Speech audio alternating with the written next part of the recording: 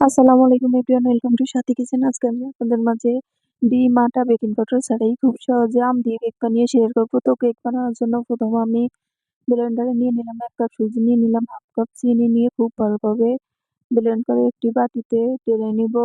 এবার আমি আরেকটি ব্লেন্ডারে নিয়ে নিলাম একটি পাকা আম, নিয়ে আমটাকেও খুব ভালোভাবে ব্লেন্ড করে নিব। এবার আমি শুকনো উপকরণগুলোর ভিতর দিয়ে দিলাম 1 প্যাকেট ইনো, দিয়ে দিলাম গুঁড়ো দুধ, দিয়ে দিলাম স্বাদমতো লবণ, দিয়ে খুব ভালোভাবে উপকরণগুলো মিশিয়ে নিব। এবার আমি আগে থেকে ব্লেন্ড করে রাখা আমের পেস্টটাকে দিয়ে দিব লিকুইড দুধ, দিয়ে খুব ভালোভাবে উপকরণগুলো মিশিয়ে নিব। মিশিয়ে নেওয়া শেষে এবার আমি দিয়ে দিলাম 2 টেবিল চামচ পরিমাণ সয়াবিন তেল, দিয়ে খুব ভালোভাবে মিশিয়ে নিব। এবার আমি আগে থেকে একটি মোল্ডে তেল ব্রাশ করে রাখলাম।